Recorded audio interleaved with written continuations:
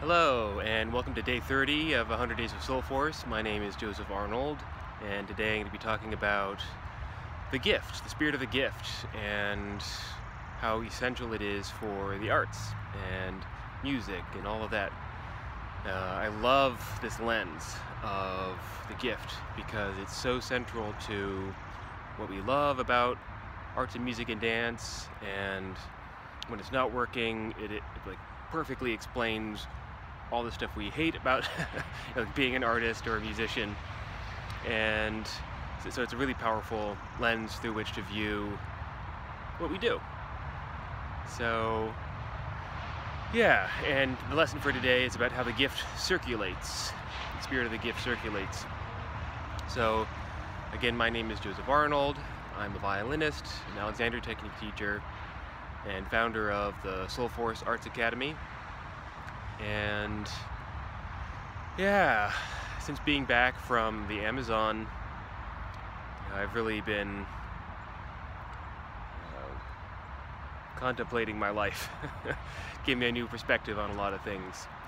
And yeah, one thing is I've slowed down on doing these videos. I had originally intended on doing 100 videos in 100 days. Obviously that's not happening. So I'm just going to do a couple a week because that's what I can manage. I really want to focus on writing my book, Soulforce Arts. I'm working with a new title with that. Maybe I'll share that. Soulforce Arts, the new role that artists and musicians have in a world in transition. Something like that. And yeah, and that's what these videos are all about. Like, what is that new role? What is ours to do?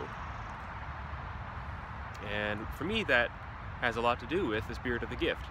This is one of the sort of core tenets of Soulforce Arts, my whole approach.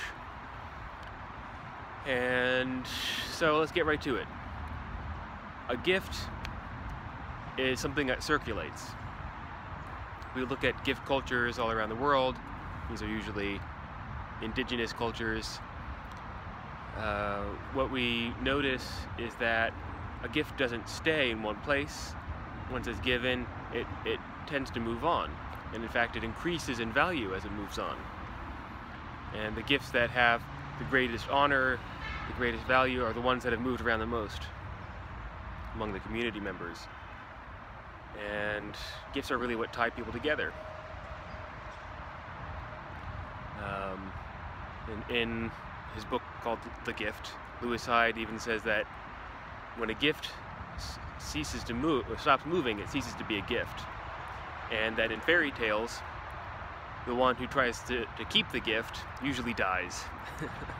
So there's something really primal about the act of giving and receiving, and how what we give, the spirit of the gift is best honored. Like our giving is best honored even when other people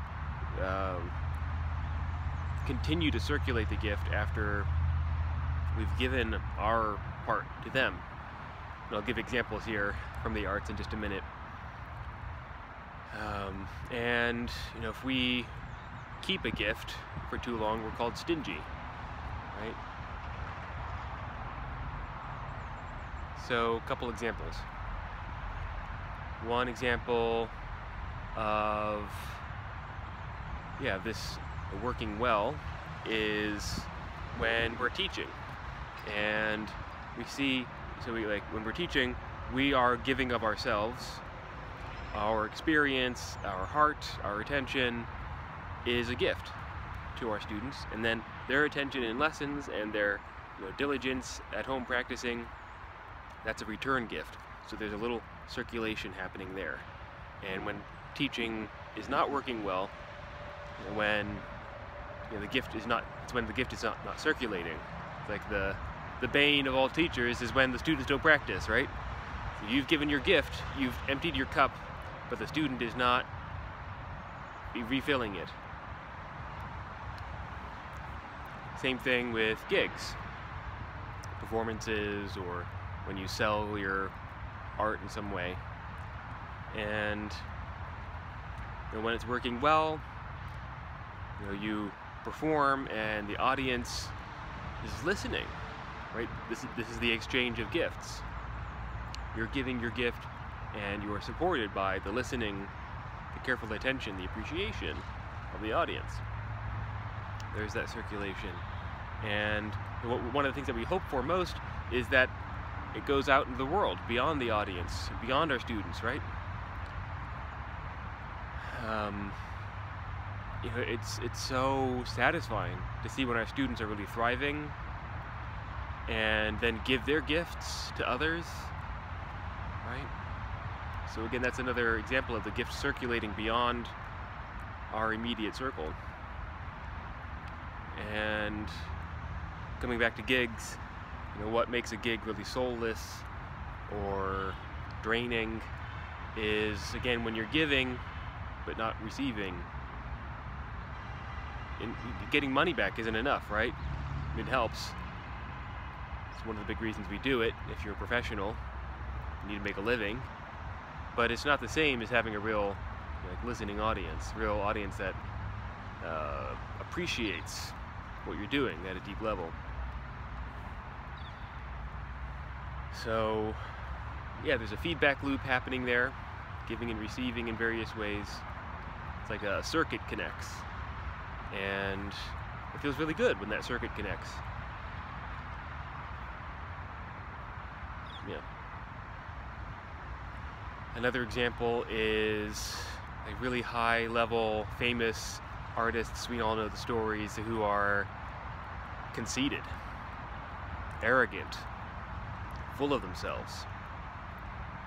And even if they have really great talents on stage, there's something in that attitude of conceitedness which really turns us off. Why is that?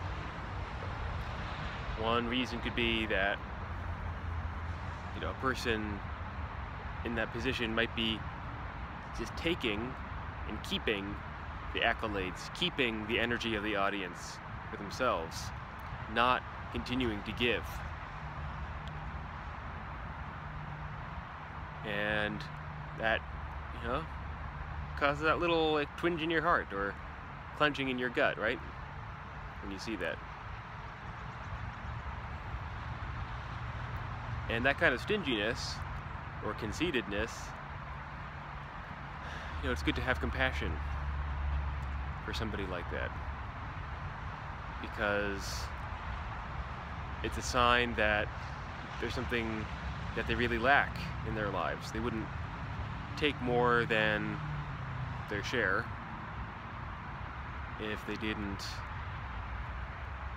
have some sort of sense of scarcity, some sense of lack in their souls. And who hasn't been there,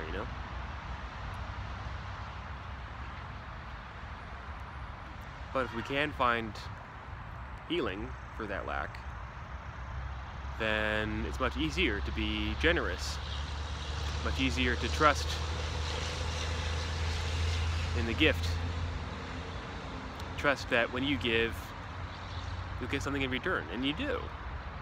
When you give well, it feels really good, right? Even if you don't know if somebody's going to give back to you. And maybe something will come back to you. Maybe immediately, maybe in a long time, maybe in a really specific way or in a more diffuse way. You never know. The gift circulates.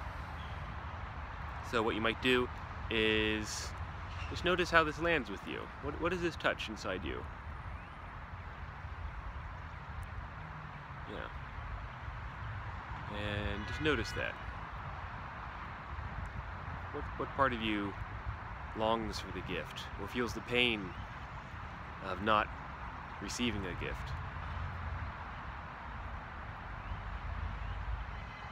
Even if you can't put words to that, just notice it.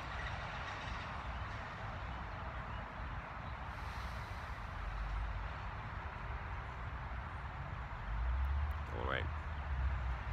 Well, I will see you tomorrow for day 31. Maybe not tomorrow. Well, maybe tomorrow. Probably Thursday. A couple days from now. For day 31 of 100 Days of Soulforce. Feel free to subscribe to this channel if you like this kind of thing, and sign up for my blog at josepharnold.com. And stay tuned. I have a book coming out, maybe this summer, this fall, something like that. Alright. See you next time.